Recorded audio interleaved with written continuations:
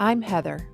After many wasted years trying outdated approaches to my daughter's addiction that felt wrong to me, harmed our relationship, and didn't help my daughter, I finally found an effective, evidence-based approach that repaired my relationship with her, helped me create my own peace of mind, and made me an ally in my daughter's recovery. I teach you a loving and compassionate approach to help you encourage change and create connection. Addiction impacts the entire family system. Family recovery is the answer. Today, I want to talk to you about something that this epiphany that I had as I was working through some EMDR this year.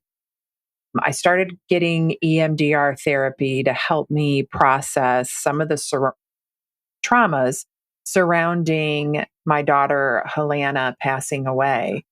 And it has just helped me to see even more than ever how powerful our thoughts, beliefs, and memories are. So I had to share more about that because we just have so much power in how we create our experience. And yet we are constantly told that we are powerless and there is nothing we can do. And that is just such an injustice to every family and everybody that it affects in their family. I'm going to be talking about EMDR in this episode, but that is not actually what this episode is about. This episode is about how we can distort our memories every time we access them. That means your memory of an event can become less precise with each retrieval, even to the point of it being a false memory. Over time, a memory can become more about your thoughts and judgments about the memory than the actual memory, which is just mind blowing. Let me say that again. Over time, a memory can become more about your thoughts and judgments about the memory than the actual memory. So I'm sure that you can make memories better too, like how great your long lost high school love is. But for this episode, I'm only talking about painful memories. And when trauma is involved, we distort our memories even more. It's called memory amplification. And there's a lot of trauma involved when we have a child struggling with addiction. So even without trauma, our memories aren't always reliable. And as I've shared many times, our thoughts aren't always true either. So we really need to be paying attention if our thoughts aren't true and our memories aren't reliable. Have you ever thought about doing something and you'd swear that you did it? But then once you got proof that you didn't do it, you realize that what you remember is just thinking about doing it, not actually doing it. Well, if you can remember doing something that you only thought about and it comes up to you as if it's a memory of something you did, then of course you can distort actual memories as well. So, like I was saying before, I came to an even deeper understanding of this through EMDR. So, I'm going to use that experience to illustrate it. And I'm going to give you just a really high level overview of EMDR in case you've never heard of it. Because if you're like me, you'll just be thinking about what it is the whole time and not listening to me if I don't tell you. And if this sounds like something that would be helpful to you, I highly recommend researching it. It has been absolutely just so helpful for me. So EMDR stands for eye movement desensitization and reprocessing. And the shortest definition that I could find was a structured therapy that encourages the patient to briefly focus on the trauma memory while simultaneously experiencing bilateral stimulation, typically eye movements, like you're moving your eye left to right, which is associated with a reduction in the vividness and emotion associated with the trauma memories. And so here's a paragraph that I found that explains trauma pretty well. Trauma is not about the event itself.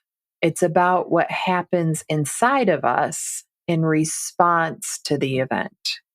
A traumatic response is essentially an unfinished set of reactions to something. In other words, this is any haunting or destructive material that is left inside of us, emotionally, in our minds, and in our bodies following a disturbing event.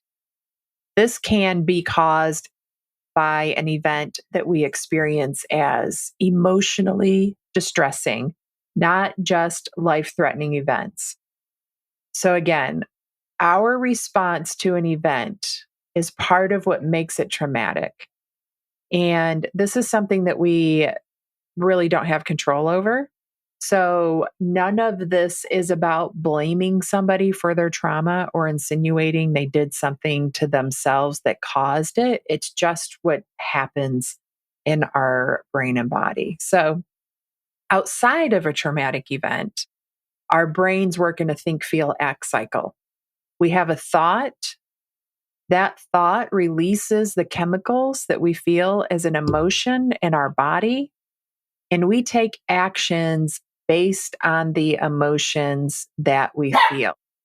So I just finished with the think, feel, act cycle and how we take actions based on the emotions that we feel. And beliefs come from thoughts that we think over and over again.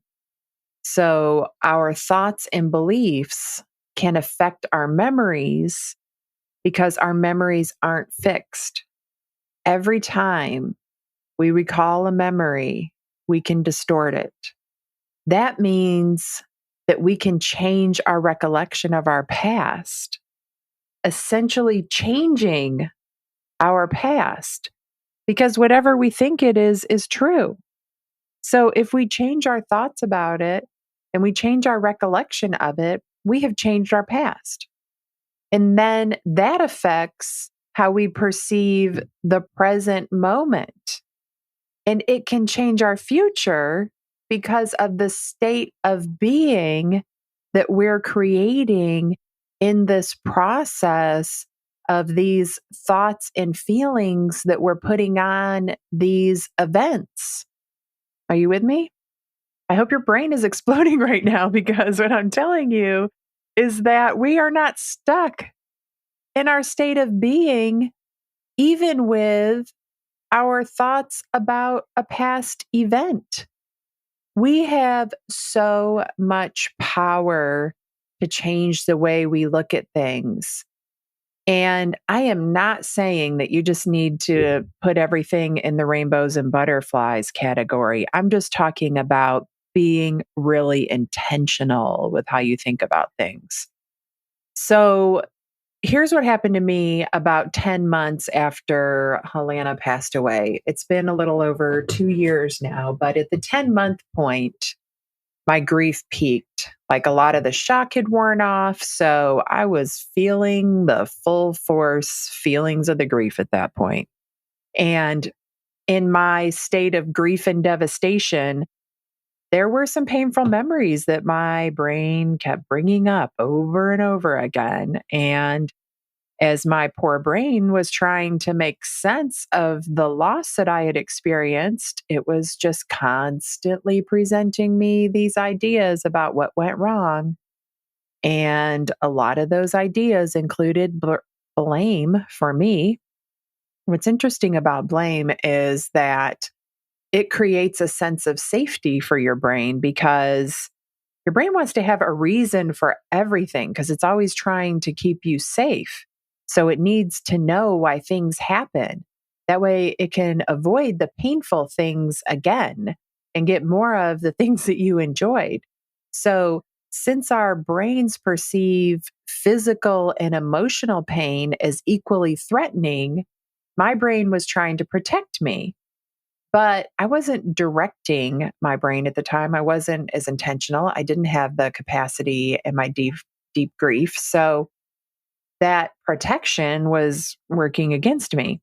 And these ideas from the you're a bad mom category could get some traction, right? We all are familiar with the you're a bad mom blaming, shaming game our brain likes to do. So the more my brain brought up those memories, the more they changed. And I wasn't aware that this was happening until a couple of months ago when I sorted it all out with EMDR. The change that was happening to the memories was that they were all being like the original memory was getting written over with pain, like guilt, shame, despair, hopelessness. And the original feelings that went with those memories when I made them had been written over. So it's like opening a Microsoft Word document, making changes to it, and saving it. So the more I retrieved the memories, the more painful they got. And again, I had no idea. I didn't realize this was happening. I certainly wasn't doing it intentionally. And I'm slowly creating this new past, present, and future. I was changing the feelings associated with the memories and what I made them mean about me as a mom. So I'm changing my past. Those changed memories were affecting how I thought about myself in the present moment. So I started seeing myself differently, and it felt very true. The person that I am today, right? Me creating this podcast right now is the person creating my future, right? So, but then when I was recreating those memories, overriding my past, creating a new present, that me is who was creating my future. And I was creating it from feelings of guilt, shame, blame, hopelessness. And that creates a very different future than what I'm creating, like in this moment right now when I'm feeling joy. So, when we're in this state of fear and depression and constantly ruminating about the things that we're blaming ourselves for, we can really traumatize ourselves. And I tried to be really intentional and not traumatize myself, but I still did to some degree about certain things. And my memories were losing their original context. They became oversimplified. And all I can explain is like they were flat rather than 3D.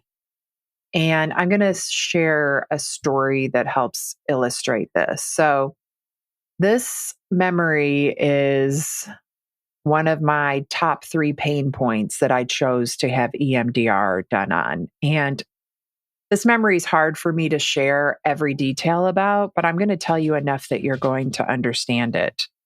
So, in my EMDR session, I had to start by bringing up an image of the disturbing memory. And the memory was of me talking to Helena. It was when she was 19 years old. I was still living in Oklahoma. It was nighttime, and we were standing on the sidewalk outside of the house that she lived in at that time. And one thing that really stands out to me about that night is that she wasn't high. Well, at that point, she was on heroin and meth, and she was physically dependent. So she always was high to some degree, but I couldn't tell that night. So it was really rare for her to be that clear headed. And I was just relishing in getting to have that experience with her that night. And then after we talked for a while, she said that she needed to tell me something. And I could tell that she was starting to get nervous. She said that it had been eating her up inside, but she was afraid to tell me because she knew that it was going to change my life. And in her words, I think she said she was afraid it was going to ruin my life, but she just couldn't keep it inside of her anymore. And she had talked to my mom about it, and my mother had encouraged her to tell me. So what she told me it was life changing. And it was something that had happened to her because of somebody that I had brought into her life. And as I'm talking about this, I realize another reason why my brain kept bringing up this memory was because after Helena passed away, I got her journal and I was reading through it. This thing that happened was the last thing she wrote about before she passed away. So she had been struggling with it. And of course, it makes sense that this situation became synonymous with losing her and why I had changed that memory so much. So, as I share this memory with you, I'm giving you a lot of context that I was no longer accessing before EMDR. When I pulled up the memory for EMDR, it was just this still image with all this guilt and shame and despair rather than a memory that's more like a movie playing out with a lot of different emotions, right? There was a lot going on there that I was talking to you about. And the most important piece of the memory that came back to me was when she told me the first thing I did was to hug her and tell her that I loved her and that I believed in her. And the truth of that moment was me loving her above everything else. It was us supporting each other, her wanting to be there for me too, and me reassuring her that I was glad that she told me and trying to take as much of the burden as I could from her so that she didn't have to carry it alone anymore. And she didn't have to worry about telling me anymore. At least I was able to relieve that part of it. So now, when I access that moment, what I feel is just that love between me and my daughter. Like I can just feel what it felt like to be with her. And it doesn't change what happened to her, but it gives me room to work through it. It gives me space and context, room for forgiveness. And it keeps me from continuing to re traumatize myself by adding more pain and judgment to it. So now, when I think about that memory, I have a lot of compassion for both of us. And that compassion and all of the context in that memory coming alive again is what helps me to feel differently when I look at it. I'm not re traumatizing myself with it anymore. So, and every time I've gone through EMDR with other scenarios, it's been that same experience. Like it comes to life again. And I get all this context and I like understand myself better and get to know myself better and why some things happen the way they did. It's like this really beautiful opportunity to see things completely differently and even things that are still painful to be able to still look at them with compassion, which was not available to me at all before I started doing this process. And so I had this idea about how memories really get changed from doing the EMDR. And then I started researching it, and it was true. Like there's been studies done on it that what I'm telling you right now, there's studies to back it up. We do distort our memories. So if your brain's not making the connection yet, I want to give you some help with that about how this applies to you and your experience with your child's addiction. So consider this. Every time you access a memory related to your child's addiction, you have the potential to either perpetuate the cycle of blame and shame and hopelessness like I was, or infuse it with understanding, compassion, and hope like I am now, which is what I used to do before Helena passed away. I was very intentional about that before. And now, thankfully, MDR has helped me to get back to that. But by intentionally choosing thoughts that encourage self forgiveness, empathy, and a commitment to positive changes, you can transform your experience of the past. And then, of course, you're shaping a more optimistic present and future. So, if let's just say you had an argument with your child last night, you got triggered, you lost your patience, called them names, they called you names, then they left and slammed the door, and you haven't heard from them since because things got so heated. So then the next day, throughout the day, as you access the memory of that event, you have a choice. In scenario number one, you can judge them for calling you names, think all kinds of derogatory thoughts about them, think about how disrespectful they are, beat yourself up for losing your temper, and think about how you're never going to have a better relationship with them and you just can't live like this anymore. Or in scenario number two, you access the memory and you pause. You have some curiosity about it. You wonder where things went wrong. You think about how you both played a part and how it makes sense that you both got triggered because behaviors make sense. And you had compassion for both of you. You think about how you'd like to handle it differently in the future. So in scenario one, the memories of the experience trigger you all over again.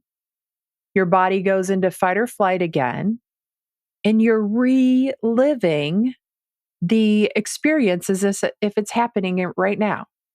So then you're angry, you have a crappy day, you keep ruminating about why they haven't called to apologize yet. And your memories of this past event, they just keep getting bigger and more heated and emotional. And your present feels just like your past because you keep reliving it and recreating it.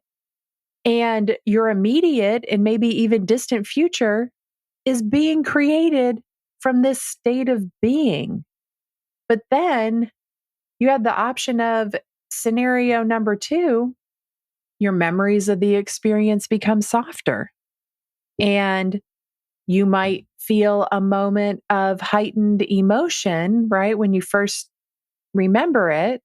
But as you pause and become curious and reflective, you start to get more calm because you've moved from your emotional brain to your thinking and reasoning brain. You get the opportunity to learn something about yourself and you learn something about your child as you're reflecting on what happened with compassion rather than blame. Now your memories of that past event have more context. They become less emotional. Your present frees you from the bondage of what happened the night before, and your future is created from compassion and understanding. Two completely different outcomes from the same event just by being really intentional. So when I say that we can't control our kids, but we can control our experience, this is what I'm talking about. When I'm working with someone, this is a big part of what we focus on because it is within their control. And when they are intentional with their thoughts, feelings, and actions, things naturally start to change. There's immediately less chaos because they can see all the options for avoiding it. And then once the chaos clears, there's room to focus on solutions instead of the problem. It's this paradigm shift. Okay, my throat's getting tired. My brain hurts. That was a lot. So if you're stuck in the yuck, stuck in those painful emotions that keep hanging on, and what I shared in this episode about creating your experience sounds like something that you would like some help with, I invite you to sign up for a Road to Recovery call and I'll help you. The link for the call is in the show notes. Thank you for listening to this episode. If you want to learn more about my work, go to heatherrosscoaching.com. If you want to help other parents who are struggling with a child's addiction, you can do it 2 different ways. First, you can share the podcast with them directly, or you can share it on your social media. Second, you can leave a review. Talk to you next week.